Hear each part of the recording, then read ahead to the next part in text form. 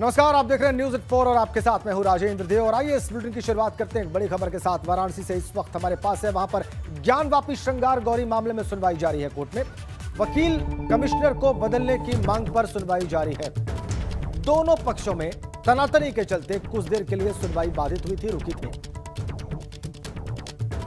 Civil जज senior division की अदालत में सुनवाई चल रही है, जहां पर यह सारा मामला है। और दोनों पक्षों में जब तर्क वितर्क आज शुरू हुआ तो तनातनी भी हुई और उसके बाद जज साहब उठकर चले गए। उन्होंने और ज्यादा व्यवस्था की वहां पर मांग की, प्रशासनिक व्यवस्था की। वकील कमिश्नर को बदलने की मांग पर सुनवाई जारी है। वकील कमिश्नर को बदलने की मांग की गई है मुस्लिम पक्ष के द्वारा यहां पर। और दोनों पक्षों में तनातनी दिखाई दी सुनवाई के दौरान, जब दलीलें दी जा रही थी उसके दौरान। और सुनवाई जारी है। जो ताजा रिपोर्ट इस वक्त हमारे पास है वाराणसी से, वकील कमिश्नर जो हैं, जो टीम बनाई गई है वहां पर सर्वे और वीडियोग्राफी के लिए, उसको बदलने की मांग है। उन पर पक्षपात का आरोप लगाया जा रहा है एक पक्ष के द्वारा, और इसीलिए उनको बदलने की मांग की याचिका दाखिल है सिविल जज सीनियर डिवीजन के सामने। और इसी मामले पर सुनवाई चल रही है। यह ताजा अपडेट इस वक्त वाराणसी से, जो ताजा स्थिति है आइए उसके बारे में जान लेते हैं नीतीश पांडे से। हमारे सहयोगी हमारे साथ जुड़ गए। नीतीश, ताजा जानकारी क्या आपके पास? हाँ राजेंद्र जी, अगर अभी ताजा जानकारी की बात कर ले तो आज की सुनवाई पूरी हो चुकी है।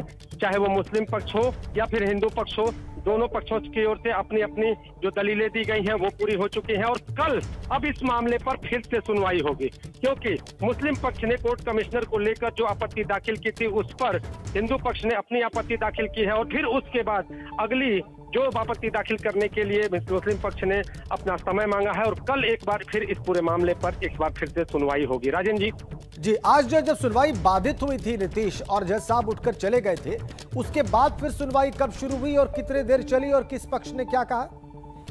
राजेंद्र जी, अगर सुनवाई की बात कर लें तो पहले 2 बजे से सुनवाई थी। 2 बजे के बाद तो जैसे ही सुनवाई शुरू होती है फिर दोनों पक्ष के अधिवक्ताओं की ओर से थोड़ी सरगर्मी होती है। और फिर उसके बाद जो सिविल जज सीनियर डिवीजन वो वहां से उठ के चले जाते हैं। उसके बाद कुछ देर के लिए सुनवाई टाल दी जाती है और फिर से 3 बजे से सुनवाई शुरू हो जाती है।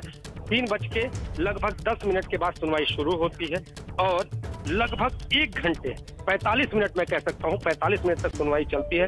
दोनों पक्षों की ओर से दलीलें दी जाती हैं, कोर्ट कमिश्नर का भी पक्ष रखा जाता है।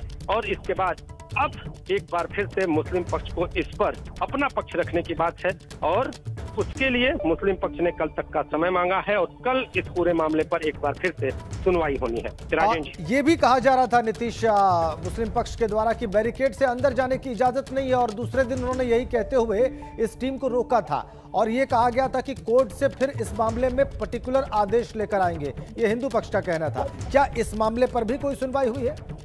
राजेंद्र जी, अभी इस मामले को कहीं ना कहीं उन बिंदुओं में जोड़ा जरूर गया है, लेकिन अभी की जो सुनवाई का मुख्य मुद्दा था वो ये था कि जो कोर्ट कमिश्नर है वो पक्षपात कर रहे हैं। और ये पक्षपात जो कर रहे हैं या नहीं कर रहे हैं, तो इसके कहे कि आपत्ति में जो हिंदू पक्ष है उसने अपना पक्ष रखा, कोर्ट कमिश्नर ने अपना पक्ष रखा, और इसके बाद मुस्लिम पक्ष भी वहां पर मौजूद था। अब मुस्लिम पक्ष को अपना पक्ष भी रखने की बात है, तो अब मुस्लिम पक्ष कल अपना पक्ष रखेगा। मुस्लिम पक्ष ने अपना समय मांगा है और अब कल का इंतजार करना होगा कि आखिर इस पूरे मामले पर कल कोर्ट का क्या निर्णय आता है। राजेंद्र जी, तो अब कल से फिर सुनवाई जारी रहेगी। कल क्या वक्त होगा सुनवाई का नीतीश?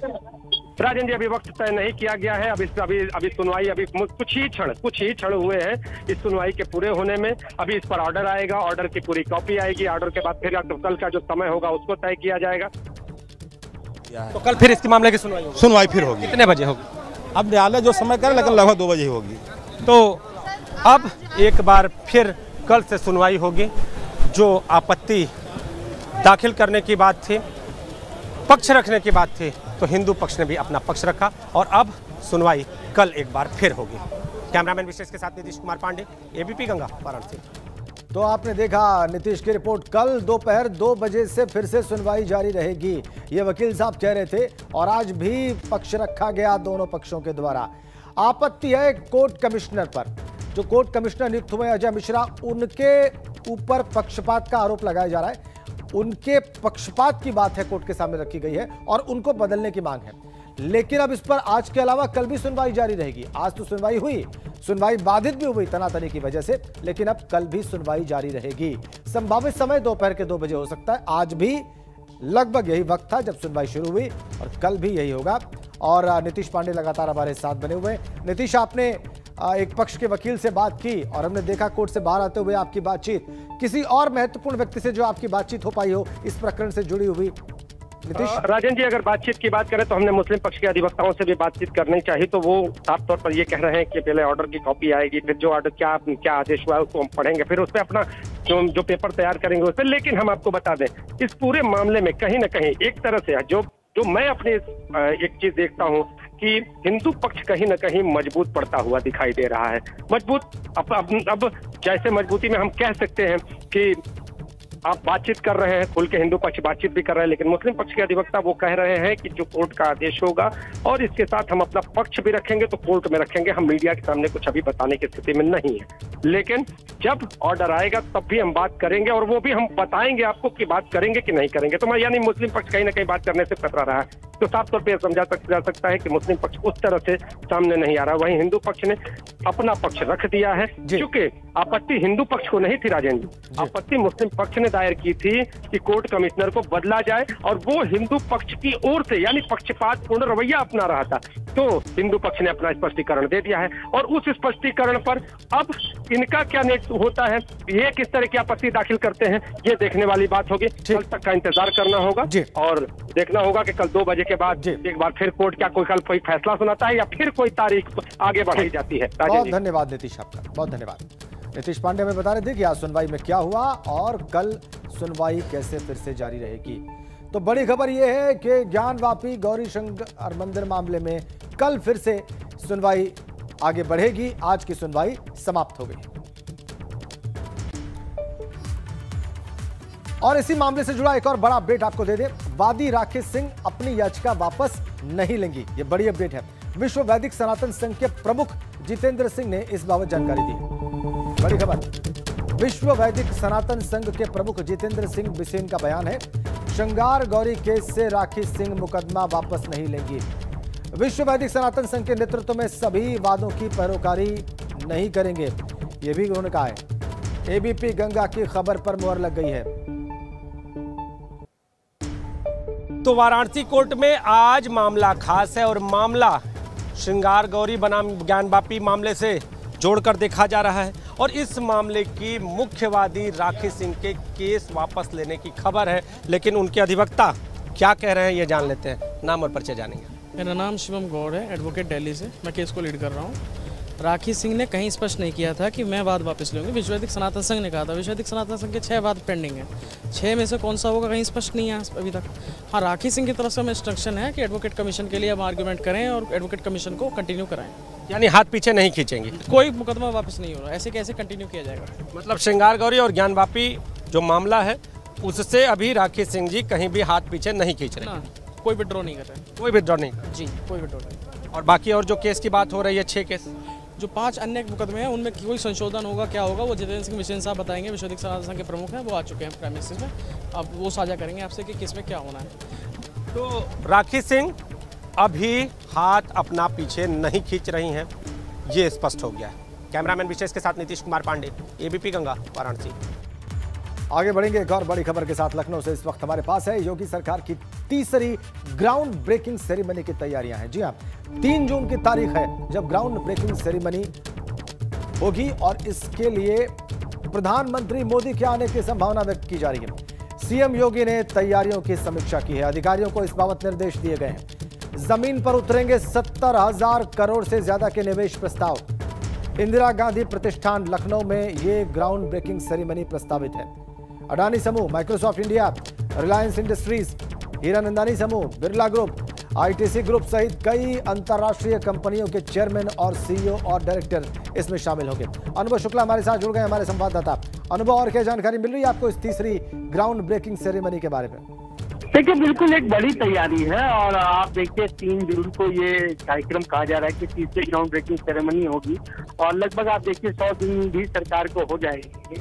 कहीं ना कहीं 100 दिन पूरे होने पर एक बड़ा हम कहें जो कार्यक्रम होगा और खासतौर से इन्वेस्टमेंट के लिहाज से क्योंकि योगी वन में भी हमने देखा ग्राउंड ब्रेकिंग 1 हुई, ग्राउंड ब्रेकिंग 2 हुई, हालांकि फिर उसके बाद एक तीसरा ग्राउंड ब्रेकिंग करने की तैयारी थी, वो भी विदेश में करने की तैयारी थी, पर क्योंकि तब कोविड आ गया था इसलिए वो प्लान नहीं आगे एग्जीक्यूट हो पाया। पर अब ये तैयारी है कि 3 जून को तीसरी ग्राउंड ब्रेकिंग सेरेमनी की जाए और बहुत बड़े स्तर पर प्रधानमंत्री नरेंद्र मोदी, जैसा हमने पहली ग्राउंड ब्रेकिंग सेरेमनी में देखा था, कुछ उसी तरीके से कि खुद प्रधानमंत्री नरेंद्र मोदी को इस ग्राउंड ब्रेकिंग सेरेमनी में इनवाइट किया जा रहा है और बड़े ग्रुप आ रहे हैं। देखिए देश के जो बड़े ग्रुप अडानी समूह है, माइक्रोसॉफ्ट है, रिलायंस है, हीरा नंदानी जो नोएडा में सबसे बड़ा डेटा सेंटर बना रहा है, ऐसे लोगों को बुलाने की तैयारी और 70,000 करोड़ की जो हम कहें वो ग्राउंड ब्रेकिंग सेरेमनी में जो 1500 से ज्यादा परियोजना है वो शुरू हो सकती है। तो एक बड़ी योजना है। आज मुख्यमंत्री ने अधिकारियों के साथ बातचीत की है, उनको निर्देश दिया है और जेपी विकास मंत्री जो है नंदगोपाल नंदी, उन्होंने 3 दिन पहले बैठक की थी और अब तैयारी अगर हम कहें तो इस ग्राउंड ब्रेकिंग को लेकर बहुत तेज हो गई है लखनऊ में। बहुत बहुत धन्यवाद आपका अनुभव। तो मुख्यमंत्री ने खुद इसकी तैयारियों की समीक्षा की है। 70,000 करोड़ के निवेश के प्रस्ताव जमीन पर उतर सकते हैं। और एक बड़ी और सनसनीखेज खबर नोएडा से इस वक्त हमारे पास एक कलेक्शन एजेंट से 6 लाख रुपए की लूट की वारदात हुई है। दिन दहाड़े कलेक्शन एजेंट से 6 लाख रुपए लूटे गए हैं। बाइक पर सवार बदमाशों ने हथियार दिखाकर 6 लाख रुपए लूटे हैं। सेक्टर 113 थाना क्षेत्र में इस वारदात को अंजाम दिया गया है। पुलिस के अधिकारी जांच में जुटे हैं, मौके पर पहुंच गए। बड़ी खबर, कलेक्शन एजेंट से बंदूक की नोक पर 6 लाख रुपए की लूट को अंजाम दिया गया है दिन दहाड़े नोएडा में। सेक्टर 113 थाना क्षेत्र, पुलिस अधिकारी मौके पर पहुंच गए हैं, जांच में जुटे हुए हैं। बंदूक की नोक पर दिन दहाड़े 6 लाख रुपए की लूट नोएडा में। सेक्टर 113 से कलेक्शन एजेंट से 6 लाख रुपए की लूट दिन दहाड़े।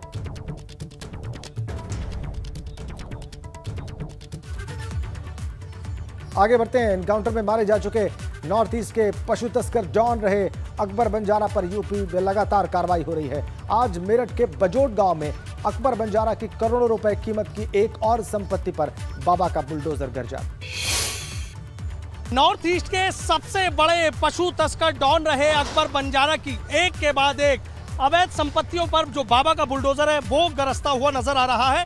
ये तस्वीरें हैं लिसाड़ी इलाके की कि जहां पर अकबर बंजारा और उसके भाई ने यहाँ जो काली कमाई की थी उससे ये गोदाम और यहाँ पर जो 5 दुकानें हैं वो बना रखी थी और आज यहाँ जो बाबा का बुलडोजर है वो गरजता हुआ नजर आ रहा है। एक एक करके इस पूरे गोदाम को और दुकानों को यहाँ पर जो ध्वस्त करने का काम है वो किया जा रहा है। मेरठ विकास प्राधिकरण की टीम लगातार एक के बाद एक एक्शन लेती हुई नजर आ रही है। अभी कुछ दिन पहले ही 100 फीटा रोड पर अकबर बंजारा की जो 13 अवैध दुकानें थी उन पर बाबा का बुलडोजर गरजा था और उसके बाद उसकी कई और इस तरीके से जो बेनामी संपत्ति है उनको चिन्हित किया गया और लगातार एक के बाद एक करके यहाँ जो बाबा का बुलडोजर है वो गरजता हुआ नजर आ रहा है। नॉर्थ ईस्ट का सबसे बड़ा पशु तस्कर डॉन था अकबर बंजारा और वो अभी कुछ दिन पहले ही असम में पुलिस मुठभेड़ में मारा गया था। मेरठ ही नहीं, पश्चिम उत्तर प्रदेश की बात करें तो यहाँ भी उसका जो नेटवर्क है उसको खंगालने का जो काम है वो पुलिस कर रही है, लेकिन लगातार उसकी जो संपत्तियां हैं उसको जमींदोज करने का काम भी बाबा का बुलडोजर करता हुआ नजर आ रहा है। ये और आइए अब आपको बताते हैं एबीपी गंगा की खबर के असर के बारे में। डिप्टी सीएम ब्रजेश पाठक ने औचक निरीक्षण किया रायबरेली के पीएससी और सीएससी का और उन्होंने अधिकारियों को फटकार भी लगाई है। एबीपी गंगा ने कल ही आपको डॉक्टर्स की गैर मौजूदगी की खबर दिखाई थी इन अस्पतालों में और इस खबर के बाद आज स्वास्थ्य मंत्री और उप मुख्यमंत्री ब्रजेश पाठक पहुंच गए औचक निरीक्षण करने और उसके बाद जब उन्होंने अव्यवस्थाएं देखी, डॉक्टर्स की गैर मौजूदगी अपनी आंख से देखी तो फिर उन्होंने अधिकारियों को फटकार लगाई। एबीपी गंगा इंपैक्ट रायबरेली में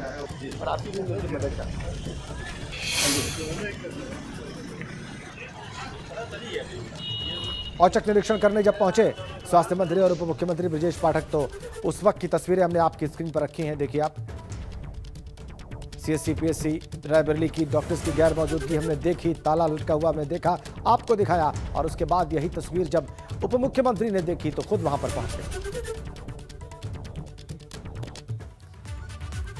2 तस्वीरें हम आपको दिखाने जा रहे हैं। पहली तस्वीर आज की है जब गंगा पर एबीपी गंगा पर खबर चलने के बाद डिप्टी सीएम ब्रजेश पाठक अचानक से रायबरेली पहुंच गए, पीएससी और सीएससी का औचक निरीक्षण किया।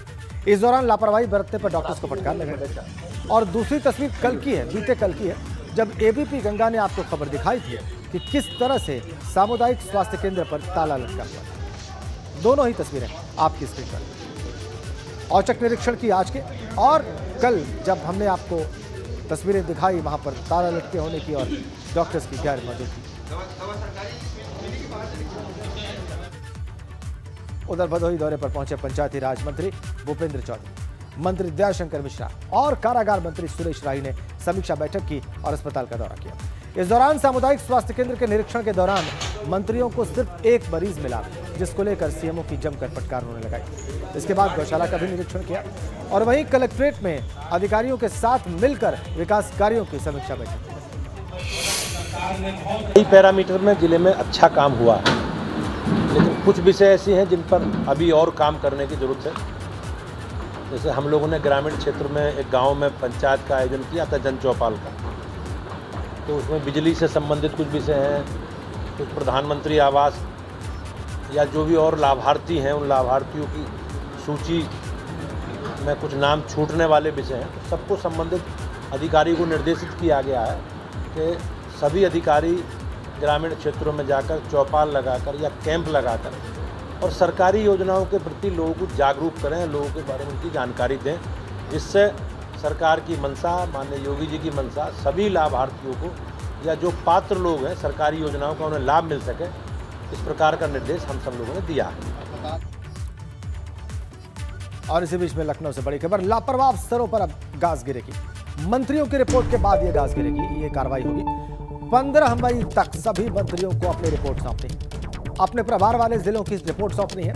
विकास के काम और कानून व्यवस्था के साथ साथ कई पहलुओं पर मंत्री इन अफसरों के काम की समीक्षा कर रहे हैं और जब वो रिपोर्ट सौंपेंगे तो उसके बाद जो लापरवाह अफसर हैं और जो पाए जाएंगे इस रिपोर्ट में लापरवाह अफसर, उन पर कार्रवाई की गाज गिरनी तय बताई जा रही है। अपने प्रभार वाले जिलों की इन मंत्रियों को रिपोर्ट सौंपनी है और इसमें बताना है कि विकास कार्यों के पैमाने पर, विकास कार्य कराने के पैमाने पर और कानून व्यवस्था बनाए रखने के पैमाने पर अफसरों ने कैसा काम किया है। और इसी बीच में एक बड़ी खबर चंदौली से मिल रही है। निशा यादव की मौत के मामले में सियासत जारी है। पीड़ित परिवार से मिलने के बाद अखिलेश यादव बोले हैं, पुलिस ने दबिश के बहाने दबंगई की, यह अखिलेश यादव का बयान है। पुलिस ने जानबूझकर उन पर केस दर्ज किया, पुलिस की दबंगई की वजह से बेटी की जान गई। यह बयानात अखिलेश यादव ने पीड़ित परिवार से मुलाकात के बाद चंदौली में दिए हैं।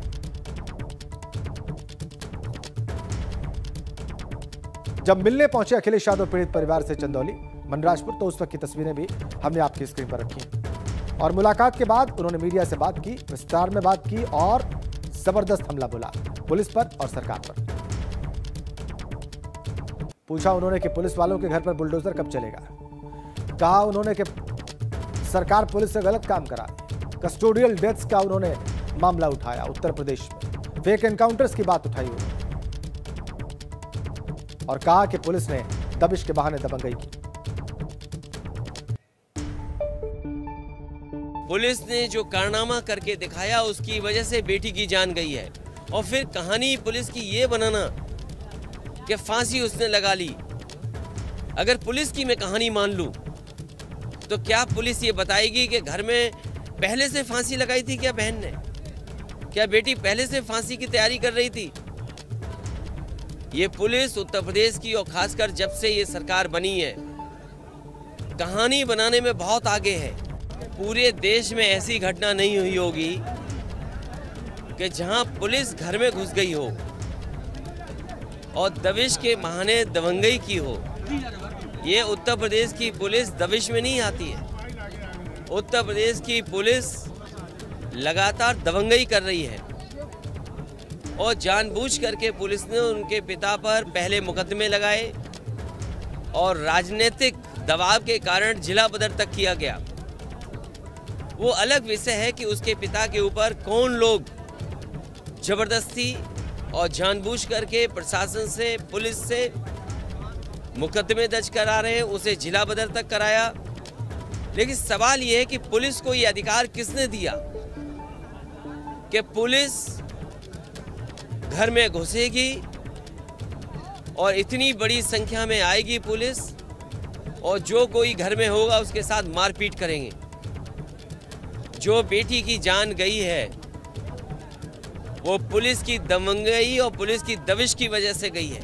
मुझे वो समय याद है जब समाजवादी सरकार थी, प्रदेश के गवर्नर इस बात को कहते थे कि जात के आधार पर पोस्टिंग होती है।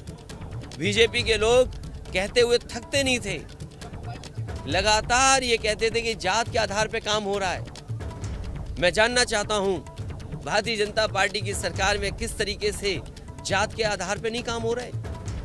मुझे सूची नहीं मिली।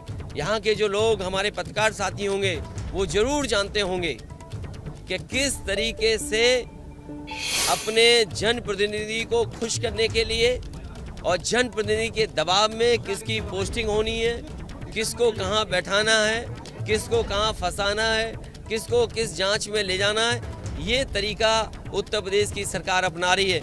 जानना चाहता हूँ ये सरकार जो बुलडोजर लेकर के घूम रही है, बताइए ललितपुर के थाने पे बुलडोजर कब चलेगा? और इस जगह पर जिन पुलिस के लोगों ने जान ली है बेटी की, उनके घरों पे बुलडोजर कब चलेगा? बिजनौर से है, वहां पर बड़ा हादसा होने से बचा है। चलती स्कूल बस का पहिया निकल गया है और स्कूल बस पलटने से बाल बाल बची है। घटना के वक्त 35 छात्र बस में सवार थे। गाजियाबाद और बागपत के बाद बिजनौर से बच्चों की जिंदगी से खिलवाड़ करने का मामला सामने आया है। यहां पर चलती स्कूल बस का पहिया अचानक से निकल गया। बस की रफ्तार तेज नहीं थी और इससे बड़ा हादसा होने से टल गया और बस नहीं पलटी। जिस वक्त ये घटना हुई उस वक्त स्कूली बस में कुल 35 छात्र सवार थे। सरफराज हमारे संवाददाता इस वक्त हमारे साथ जुड़े हुए। सरफराज, ये बड़ी दुर्घटना हो सकती थी, बड़ा हादसा हो सकता था। ऊपर वाले का शुक्र है कि ये हादसा नहीं हुआ, लेकिन इस घटनाक्रम के पीछे जिम्मेदार कौन है? बिल्कुल राजेंद्र, सही कहा। ये तेज रफ्तार जो है बस स्कूली बस बच्चों को लेकर जा रही थी और इसी बीच जो है चलती बस में अचानक जो है जो पिछला पहिया है बस का वो अचानक जो है निकला और निकल के काफी दूर तक जो है जो गन्ने का खेत है उसमें जाके गिरा। गनीमत ये रही कि जो बस है वो बस घिसटती चली गई कुछ दूरी पर और उसके बाद जो है वो सड़क के बीचों बीच जो है बस रुक गई। गनीमत ये रही कि बस नहीं पलटी, वरना एक बहुत बड़ा हादसा हो जाता। इस बस में जो है तकरीबन 35 छात्र और छात्राएं जो है मौजूद थी और ये साफ तौर से कहा जा सकता है कि ARTO और साथ ही जो स्कूल प्रबंधक है उसकी कहीं ना कहीं बहुत बड़ी लापरवाही सामने देखने को मिली है। बहुत शुक्रिया आपका सरफराज। और आपको बताया कि लखनऊ की सड़क पर घूम कर वीडियो रील बनाने वाले डुप्लीकेट सलमान खान को पुलिस ने गिरफ्तार कर लिया है। ये गिरफ्तारी तब हुई जब लखनऊ के घंटाघर इलाके में वो वीडियो बना रहा था और इसके बाद उसे पुलिस ठाकुरगंज थाने लेकर गई। दरअसल जिस शख्स को गिरफ्तार किया गया है उसका नाम आजम अंसारी लखनऊ में सड़क पर सलमान खान के गानों पर वीडियो बनाता है और इससे कई बार जाम लग जाता है और इसके बाद पुलिस ने ये कार्रवाई की।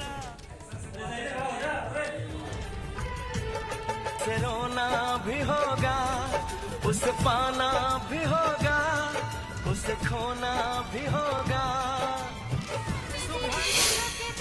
थाना ठाकुरगंज के द्वारा आजम अंसारी नामक व्यक्ति को गिरफ्तार किया गया है, जो सार्वजनिक एवं धार्मिक स्थानों पर शॉर्ट वीडियोस बनाता था।